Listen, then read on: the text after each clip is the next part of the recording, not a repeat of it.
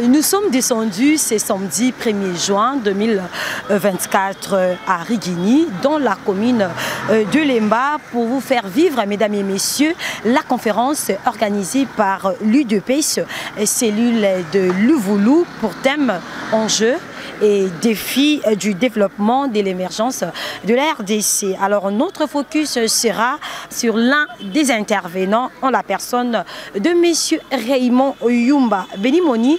C'est moi. Je vous laisse donc suivre l'ambiance de cette conférence et on revient tout juste après avec M. Raymond pour une petite interview.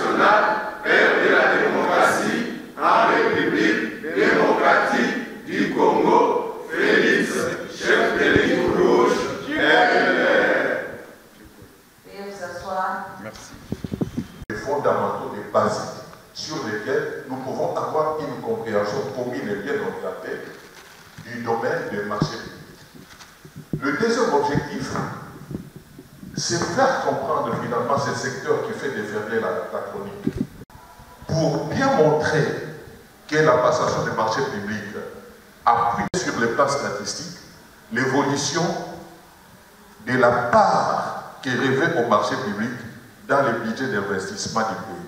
Et nous prendrons 3 exercices.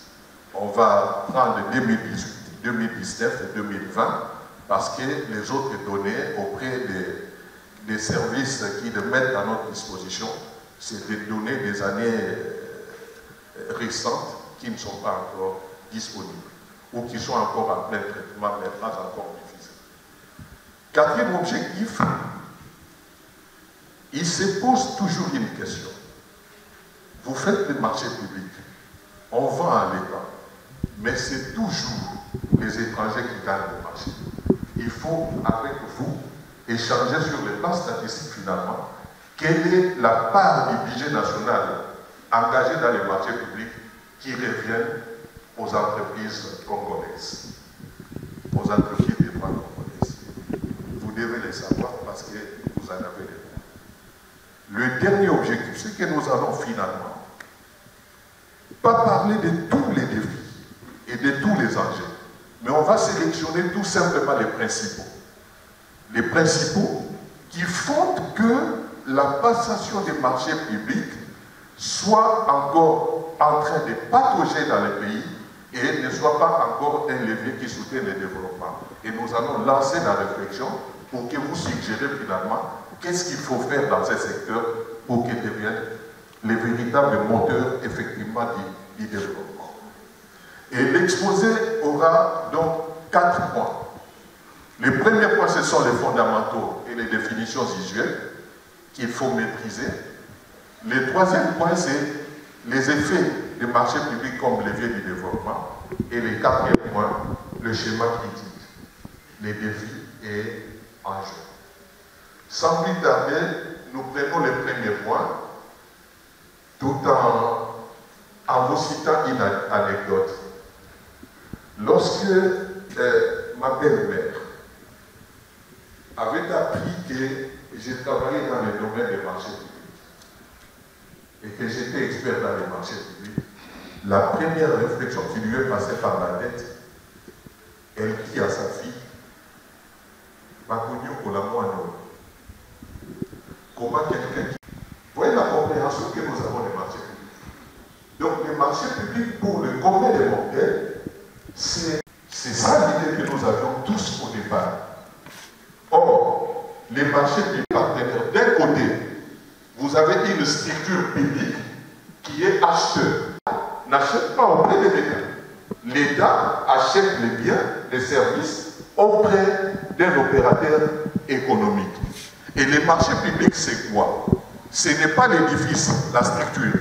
Les marchés publics, retenez, qui est conclu par un entrepreneur dans le cadre des travaux, un fournisseur dans le cadre des fournitures des biens et un prestataire, soit un prestataire de services, par exemple pour nettoyer les bâtiments, faire le gardiennage, tout ça, ou alors les services de prestations intellectuelles quand il faut administrer des conférences, tout ça. C'est des prestations qui peuvent passer.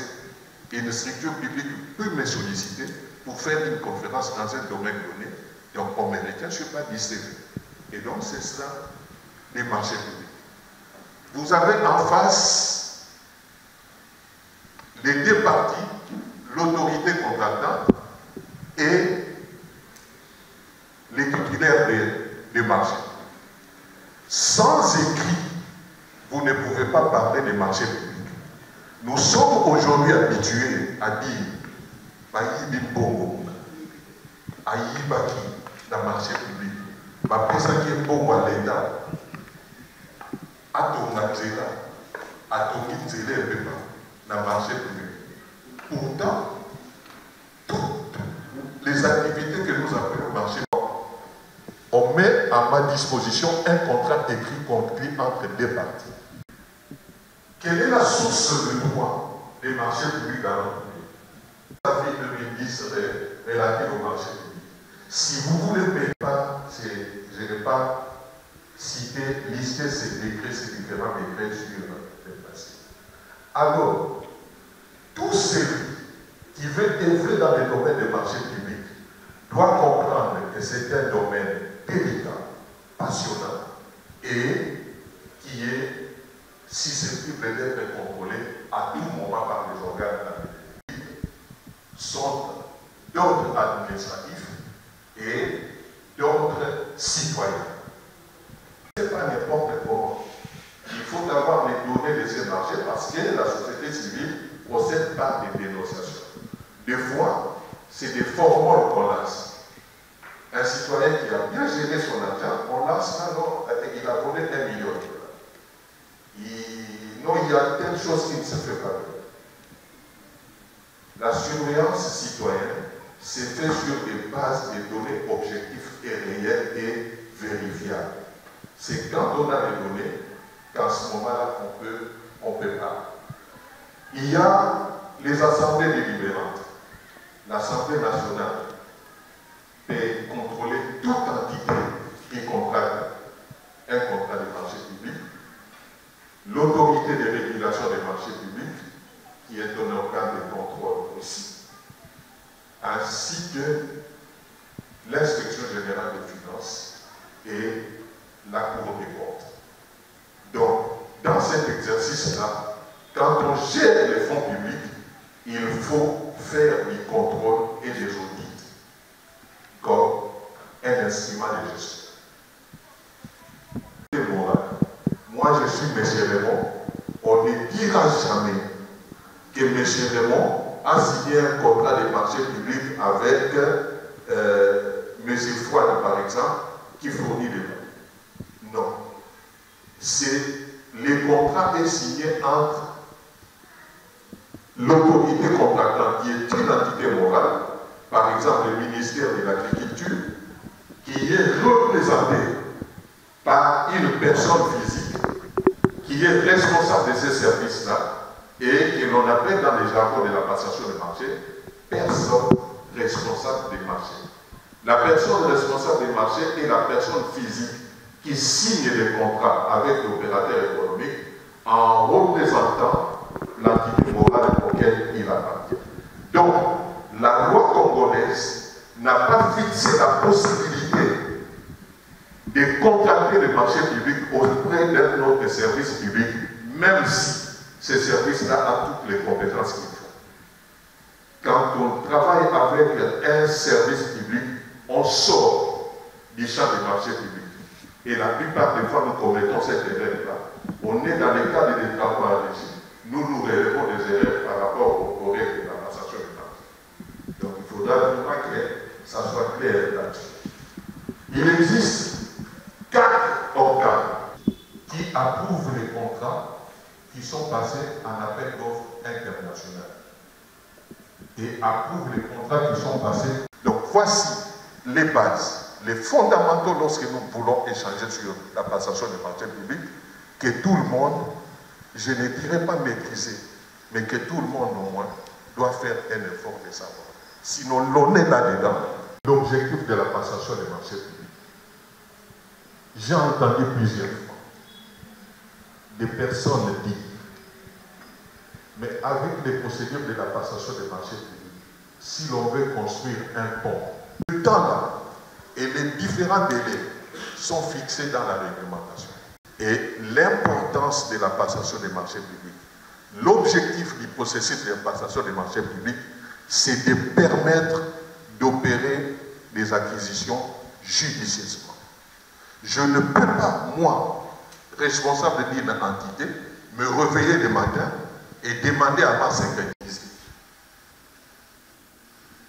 Je ne peux pas dire aujourd'hui je me lève et parce que je connais, je sais que Trésor est un opérateur économique.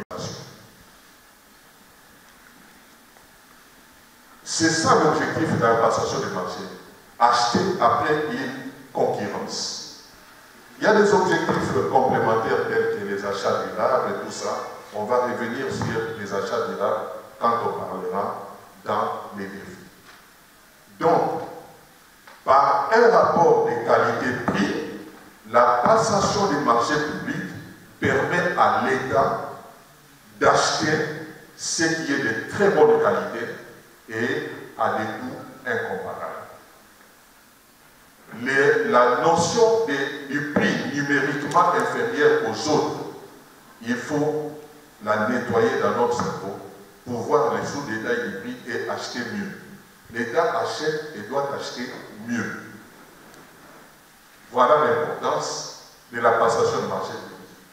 Alors, si vous regardez les différentes statistiques dans les domaines bancaires, dans les domaines des mines, les professeurs vont peut-être revenir là-dessus, et dans tous les différents secteurs, vous allez remarquer qu'il y a une évolution. Et la passation des marchés publics pour un pays doit être utilisée comme un outil stratégique qui sous-tend les développements. Parce qu'il ne faut pas acheter, il ne faut pas faire construire des ouvrages qui vont se détériorer une année après. Donc il faut des ouvrages, si la norme est, ça doit faire 50 ans, c'est 50 ans. C'est après 50 ans que vous pouvez prévoir reconstruire. Entre-temps, vous prévoyez tout simplement de l'argent pour les entretiens, jusqu'à 5 ans.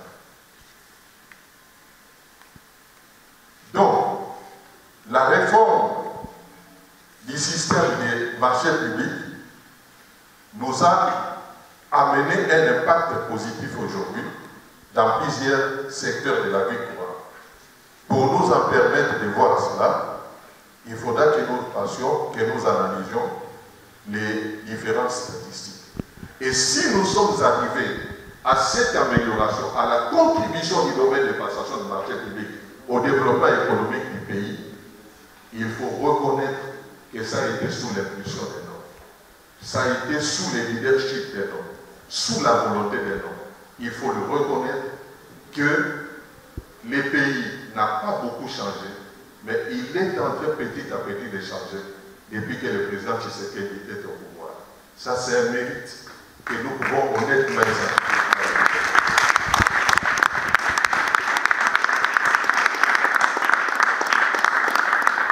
Sur le plan des chiffres, excusez-moi madame, sur le plan des chiffres, regardez l'évolution 2018, 2019 et 2020.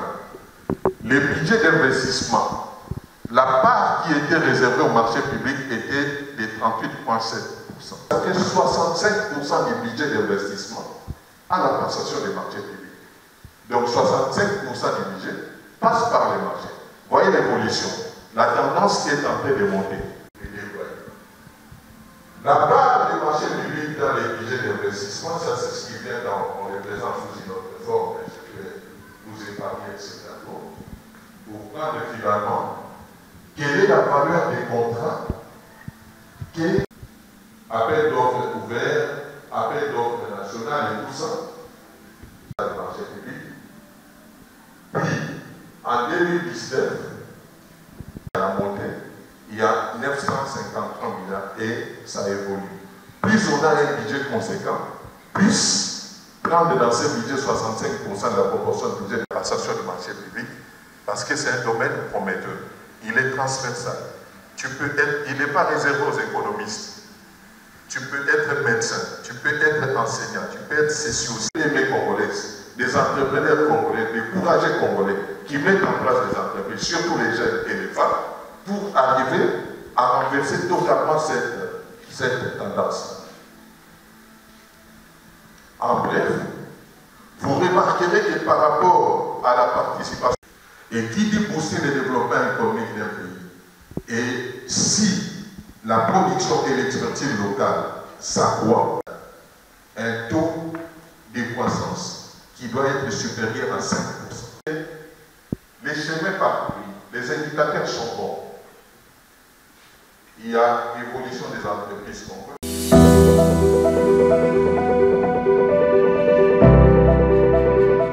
L'intérêt de la journée d'aujourd'hui et de la conférence animée sur le développement et l'émergence du pays à travers le processus de passation des marchés publics était de faire comprendre à l'opinion, de faire comprendre au public par les A+B de la passation des marchés publics et de démontrer à travers des données statistiques puisées auprès des services compétents que les marchés publics restent un levier non des moindres pour le développement d'un pays et pour l'émergence d'un pays.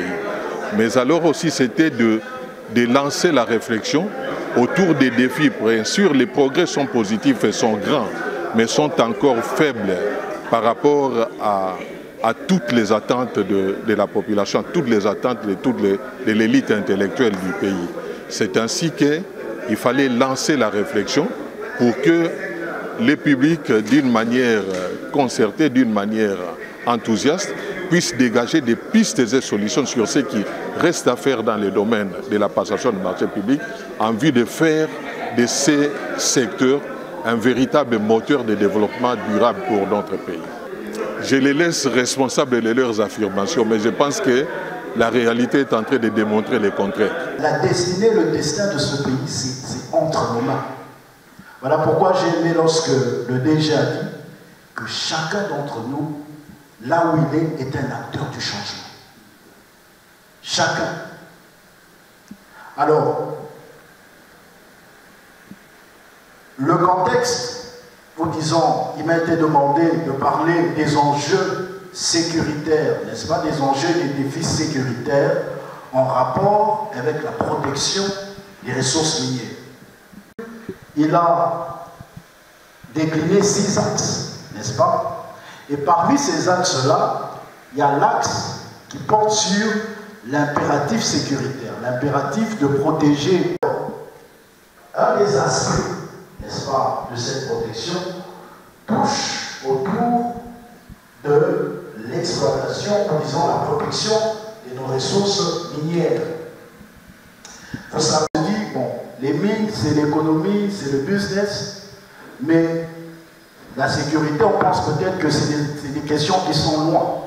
Mais je vais vous démontrer ici qu'il y a une corrélation permanente entre les ressources minières et l'impératif qu'il y a à assurer la sécurité et la protection de notre territoire national.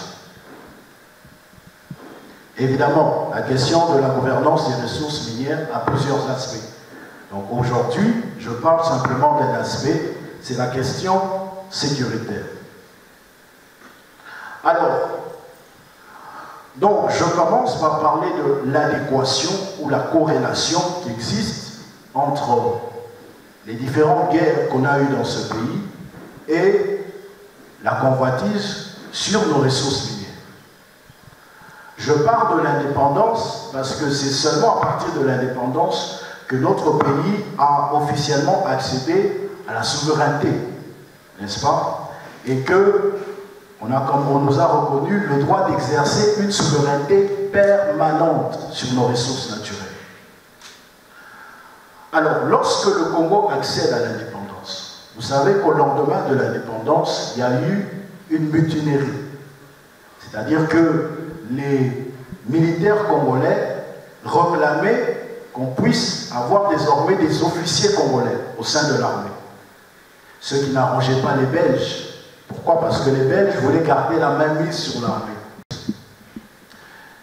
La première théorie dit que l'exploitation des ressources minières n'est pas le facteur principal de la guerre. Et là, on prend des griefs dans les facteurs ethniques et tous les autres. Mais même dans ce cas-là, les ressources minières restent le nerf de la guerre parce qu'on se sert des ressources minières pour acheter des armes. Alors, la deuxième théorie dit ceci. C'est la théorie de la cupidité. Elle dit que les ressources minières restent le facteur principal de la guerre. Tout ce qu'on vous dit autour, tout ce qu'on vous raconte autour, ce sont des prétextes. Mais la réalité, c'est qu'on veut faire la guerre pour avoir la main basse sur les ressources, sur le fait, peut-être qu'on va en parler lorsque je vais parler des défis par rapport à la question sécuritaire, c'est que déjà à cette époque-là, on voulait nous imposer au Congo, vous entendez souvent parler des solutions négociées. Il faut négocier, il faut réintégrer. À l'époque, on a parlé du brassage. Il y a des éléments qu'il faut toujours brasser. Le brassage, c'est on vous remet dans l'armée, dans le service de sécurité, mais on vous dispatche sur d'autres parties du territoire. Et ça, M. Kunda n'avait pas accepté. N'est-ce pas? En 2012, toujours le même mouvement, dans la guerre du Kivu, n'est-ce pas? On a le M23. En 2021, le M23 revient à la charge. Et ça, c'est sous le régime de son Excellence, M. le Président Félix Antoine Tshisekedi Tshilombo. Oui, j'aimerais qu'on l'applaudisse parce que je vais vous demander d'abord de démontrer comment le M23, comme on l'a déjà dit, vous le savez, n'est qu'un supplétif du Rwanda. Le M23 aujourd'hui, si vous regardez depuis que le M23 a repris sa dernière rébellion, vous allez remarquer que les exportations du Rwanda en matière des ressources minières, particulièrement le coltan, a augmenté. Au point même que le Rwanda est devenu premier exportateur du coltan, dépassant la RDC les exploitations minières se font sous la forme artisanale. Et donc, l'un des corridors d'évacuation de cette contrebande, c'est justement l'axe Goma-Gisenyi. C'est par là que le coltan sort parfois pour aller vers le Rwanda. Et lorsque les ressources arrivent au Rwanda, qu'est-ce qu'on fait? On change l'étiquetage pour dire Made in Rwanda, comme si ça venait du Rwanda. Et à partir de là, ça va entrer dans la chaîne d'approvisionnement vers les multinationales. Donc c'est pour cela que je dis que là, le Rwanda, c'est simplement l'arbre qui cache la forêt. Il y a des grandes puissances étrangères qui sont derrière la déstabilisation de l'Est du Congo. Mais comme je le disais, maintenant qu'on a compris l'adéquation qui existe entre les questions de sécurité et une ressource, c'est en réalité un élément qui permet à l'État de financer ou de réaliser son développement. Et dans l'organisation de tout État, il y a généralement deux types de ressources. Il y a les ressources humaines et puis il y a les ressources naturelles. Vous savez, c'est vrai que ce n'est pas vraiment l'objet du jour, mais j'ouvre une parenthèse parce qu'il faut qu'on comprenne ça. Vous savez, c'est vrai que la consécration de la gratuité de l'éducation est faite dans la Constitution. Mais on sait tous que c'est avec le président de la République actuelle que ce programme a commencé à être mis en œuvre.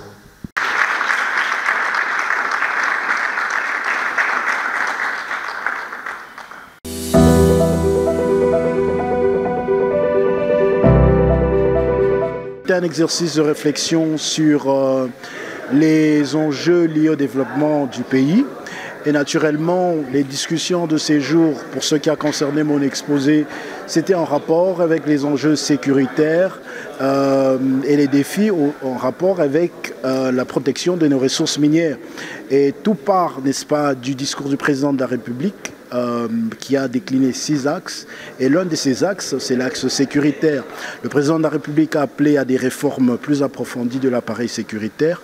Et nous avons donc voulu analyser cet aspect-là en rapport avec les enjeux de l'heure autour de la protection de nos ressources naturelles contre le pillage et le bradage. On connaît tous la situation qui se passe actuellement à l'est du pays. Donc c'était essentiellement une discussion autour des enjeux sécuritaires en rapport avec les ressources minières. Dans tous les cas, on est là, on est disposé pour aider le parti, le pays à aller de l'avant. Comme je le disais, l'UDPS n'est pas simplement un parti de masse, mais c'est aussi un parti de cadre, voilà, où il y a des têtes pensantes à l'image de feu Dr Etienne Tshisekedi wa Mulumba. Voilà.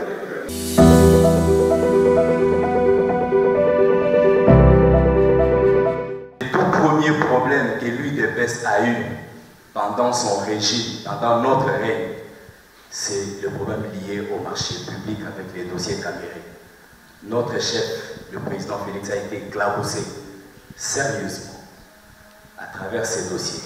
Il s'en est suivi plusieurs arrestations liées toujours pour des dossiers liés aux passations de marchés publics. Tel que nous parlons là, un de nôtres, le ministre Nicolas Kazadi, ou l'ancien ministre Nicolas Kazadi, est cité dans les dossiers liés au marché public. Naturellement, on nous parle toujours des marchés passés de gré à gré. Malheureusement, vous n'avez pas frôlé un peu les termes gré à gré, j'attendais cela. Mais je sais que peut-être dans les réponses, vous allez nous expliquer c'est quoi les marchés gré à gré et quelles sont les solutions que vous, qui êtes experts dans le domaine, vous nous apportez pour que finalement ces phénomènes puissent se taire à jamais, j'ai dit. Si l'on n'est pas dans les cas d'appel d'offres, alors on peut conclure aussi un marché par gré à gré. Le gré à gré est aussi une méthode prévue par la loi, mais il est une exception à la règle. Et en ce qui concerne l'exception, c'est à se dire il y a des situations, des circonstances que le législateur a prévues qui peuvent amener à recourir à cette méthode-là. Et la tendance pour juger de la performance d'un système de marché public, c'est l'indicateur du marché des gré à gré. L'indicateur fixé sur le plan international, le marché des gré à gré, au cours d'un exercice budgétaire, tous les nombres réunis ne doivent pas dépasser la proportion de 5%. Or, quand vous regardez en République démocratique du Congo, regardez par exemple la tendance pour les marchés des gré à gré, Regardez tous les autres marchés qui sont passés par les autres méthodes, par appel d'offres ouverts, les gré à gré contiennent toujours les marchés du grand monde. Voyez-vous? Donc, c'est la même tendance. Elle est encore très criante en 2020. C'est-à-dire, la courbe des marchés de gré à gré prend une proportion exponentielle alarmante. Et on est, en termes de pourcentage pour les marchés de gré à gré, à au-delà de 40% des marchés qui sont passés par cette procédure exceptionnelle. Or, le gré à gré est strictement encadré par la loi. Je peux vous dire, par exemple, ce que la loi prévoit. On ne peut recourir à la méthode de gré à gré aux conditions suivantes. 1. La prestation que vous sollicitez ne doit être susceptible d'être livrée que par un seul candidat. C'est-à-dire, on regarde dans le monde entier, il n'y a que cet opérateur économique-là qui peut livrer cette fourniture-là. Donc, les autres, il n'y a pas. Donc, dans ce domaine-là, il n'y a pas concurrence, il n'y a pas non plus monopole, mais il y a une réalité sur les marchés, c'est qu'il n'y a qu'un seul candidat qui peut vous livrer cette prestation. Là, vous pouvez conclure un contrat de gré à gré. La deuxième condition, on peut recourir au marché de gré à gré sur des prestations qui sont en exécution, mais qui ont connu une interruption d'exécution, peut-être par catastrophe naturelle, ou peut-être aussi par défaillance du titulaire du marché. Quelqu'un qui est en train d'exécuter un marché et puis qui tombe en faillite, qui n'a plus de ressources, mais les besoins existent. La population a cas, il doit être continué à être, le marché doit être continué à être exécuté. En ce moment-là, par rapport à cette urgence-là, on peut recourir au marché de gré à gré. C'est une urgence qui est une condition fatale qui ne dépend ni de l'opérateur économique, ni de l'autorité contractante. C'est une situation limite qui s'impose à l'exécution de ces marchés et qui fait qu'en ce moment-là, la méthode de gré à gré peut constituer les recours les plus évidents. Ils considèrent tout simplement l'illusion monétaire sans savoir finalement les conséquences qu'il y a à courir à travers ces prix-là.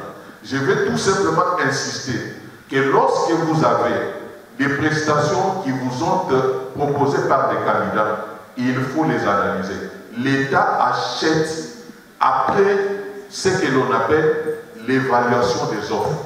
Sur plusieurs offres, il faut les examiner, il faut examiner les détails et les sous-détails des prix pour savoir quel est le coût qui vous permettent de ne plus engager des dépenses supplémentaires le lendemain. Parce qu'au moment de l'exploitation, si les dépenses de l'exploitation valent plus que le coût d'achat qui a été prévu par votre fournisseur, c'est vous qui perdez. Or, le principe est que il ne faut pas dilapider les ressources de l'État. C'est-à-dire, à travers la passation des marchés publics, il faut acquérir à des coûts économiquement avantageux qui permettent à l'État de réaliser des économies d'échelle. Et ça, c'est ça le principe de la gestion des finances publiques aujourd'hui. Quand nous prévoyons, par exemple, on a un budget de 16 milliards de dollars américains, cela ne signifie pas que nous devons dépenser les 16 milliards au courant de cet exercice budgétaire. C'est-à-dire, nous avons 16 milliards prévisionnellement, mais nous devons utiliser des procédures de passation des marchés publics pour acquérir à des coûts économiquement avantageux, de manière à dégager un solde que nous pouvons projeter, rejeter déjà pour l'exercice budgétaire prochain. Donc c'est tout à fait une forme d'insistance sur l'évaluation des offres qui est une étape capitale dans l'attribution des marchés. Bien sûr, la surfacturation est à condamner. La surfacturation est une infraction, il faut la condamner. Mais l'analyse des offres vous montre comment est-ce que vous pouvez attribuer un marché. Unis dans l'effort pour l'indépendance, dressant nos fronts, longtemps coupés, et pour de bons présents.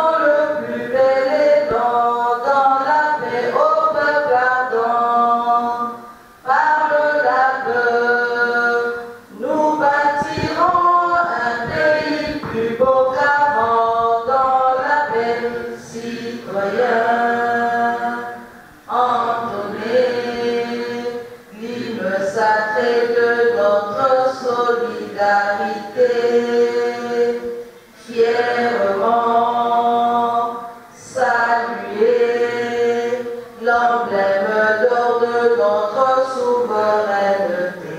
Congo, dans béni des aïeux, au pays bien-aimé, nous peuplerons ton soleil, nous assurerons ta 30 juin au doux soleil, 30 juin du 30 juin, jour sacré soit le témoin, jour sacré de l'immortel, serment de liberté, que nous léguons à notre postérité pour toujours.